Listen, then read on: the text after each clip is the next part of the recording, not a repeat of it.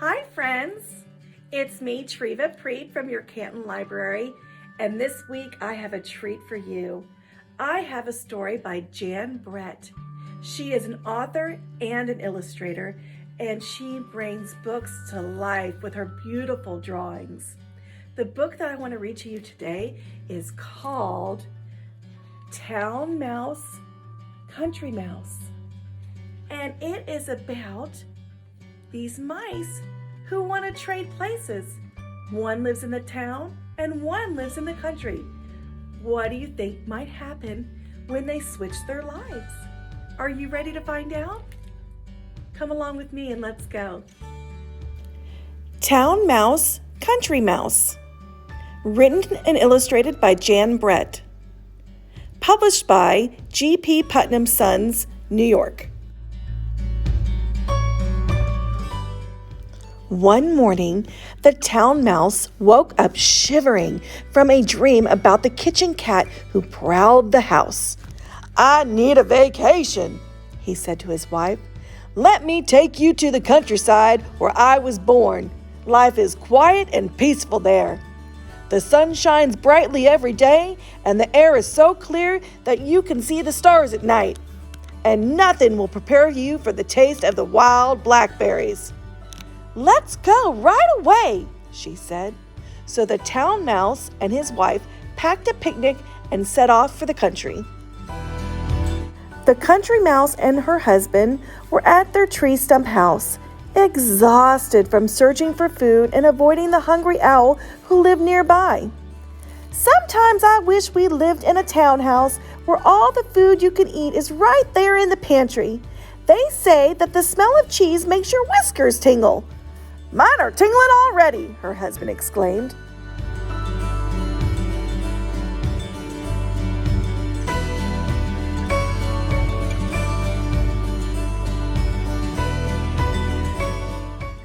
The town mice were outside the country mice's house, putting a huge chunk of cheese in the middle of their picnic cloth. The country mice peered down at it. They heard the town mouse exclaim, "This is the life! Wildflowers! Spring peppers! If we only lived here!" The country mice crept out. "You like it here?" they asked. "Why, we have always wanted to live in a townhouse." The town mouse offered them a nibble of cheese. "Why don't we trade houses?" he said. "Would you?" asked the country mouse, her mouth all stuffed full of delicious cheese. "We'll leave right away," she said. As they said goodbye, each of the mice thought that they had the better part of the bargain.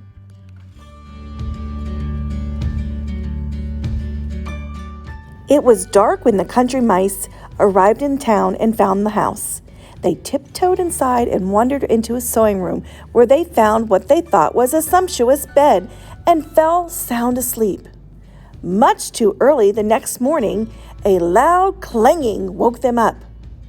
Sooty clouds of smoke were pouring over them, and they heard a strange voice purring loudly. "Sauces and ham! It's hungry I am! Sauces and ham! It's hungry I am! Mice in my stew, wait till I catch you!" "Who do you think that is?" the country mouse asked his wife.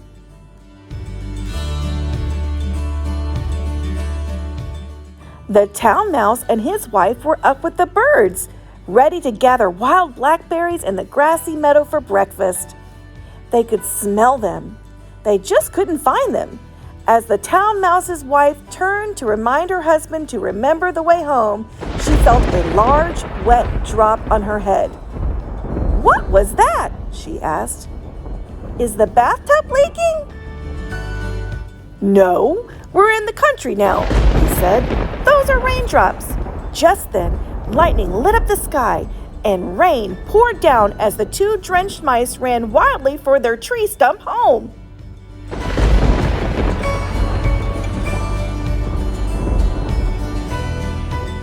The country mice were looking forward to their first splendid meal in the pantry.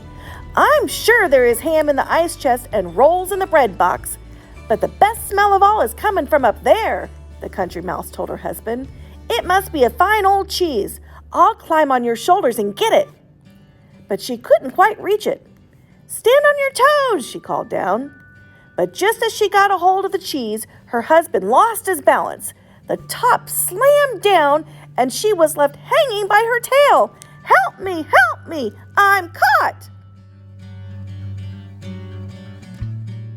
Back in the country, the town mouse had put on dry clothes. He was especially proud of his bright new jacket.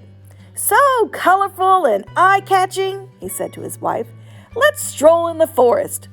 We'll come back loaded with acorns and hickory nuts." But their walk was soon interrupted. The town mouse's colorful coat was so eye-catching that it caught the eye of a curious blackbird, and if his wife hadn't held him by his foot, he would have been carried off. Not far away in town, the country mouse felt his wife's silky tail. "Nothing broken," he said. But when he looked in her eyes, he saw how sad and discouraged she was. "I know something that will cheer us up," he told her. "Follow me." He had spied a small window up above the pantry shelves. Together, they climbed higher and higher. When they reached the top, he rubbed away the soot, and they looked out at a piece of blue sky. "Doesn't it look like home?" the country mouse asked his wife.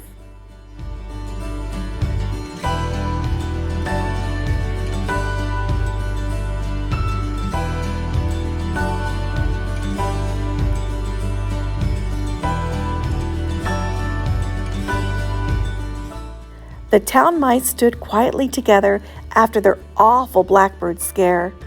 "I thought I had lost you forever," the town mouse whispered to her husband. They looked around.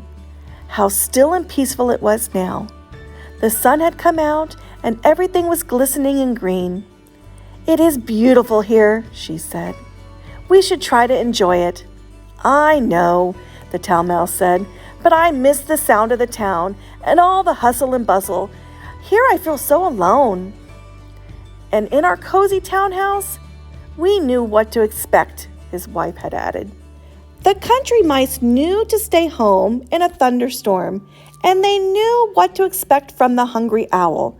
But they soon found out that there were different dangers here when they discovered a tasty morsel of blue cheese sitting on a pine board.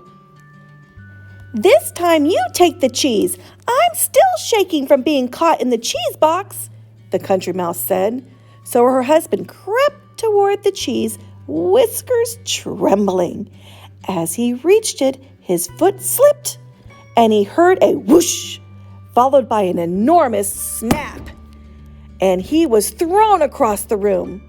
He landed in a warm bundle of something soft and furry. The country mouse was shaking from his close call. "I can barely stand." He winced as his wife pulled him up and patted down his crumpled whiskers. It was then that she still noticed the bundle on which her husband had landed was tipping and turning. It was alive! 2 green eyes snapped open. "Run!" she cried, getting a good look at it. "It's an owl with teeth!"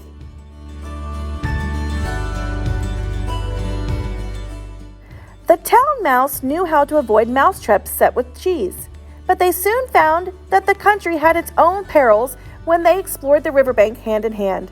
Suddenly, the water began to boil and churn, and a huge wet head popped up and stared at them. It was a river otter.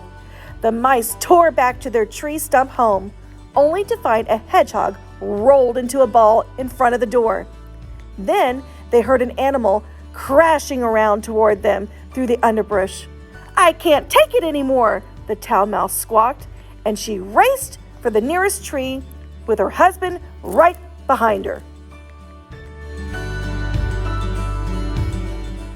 From the tree, they could see the town lights blink on as the sun went down and the stars came out one by one. "What shall we do?" the town mouse asked his wife. But before she could answer, she saw a pair of glowering eyes right beside them, and they were face to face with the most terrifying creature of all. "A cat with wings!" shrieked the town mouse. "That's it for me!" his wife cried, and they ran down the tree toward the town as fast as their legs could take them.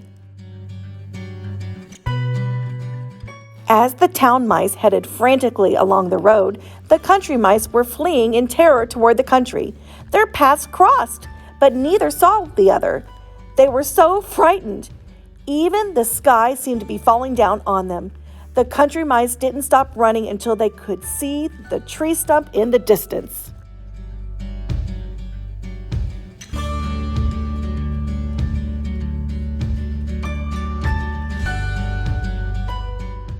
The town mice kept on running until they reached their townhouse. The musty smell of the old wood and smoke from the kitchen all seemed wonderful. Even the street sounds outside sounded cheerful and friendly. "There's no place like home," sighed the town mouse, as he and his wife settled into a warm old slipper. "There's no place like home." Atop their cozy tree stump house, the country mouse and her husband looked up at the full moon shining down on them. They sighed happily. "We missed you," they said together. Back on the road, the cat and the owl had knocked each other out when they had collided head-on. The cat, slowly waking up, touched his bruised head gingerly. He looked up to see the owl brushing himself off. It was just then he had an idea. "Owl, how would you like to trade places with me? I've always wanted to try the simple life in the country." Okay, friends, did you like that story?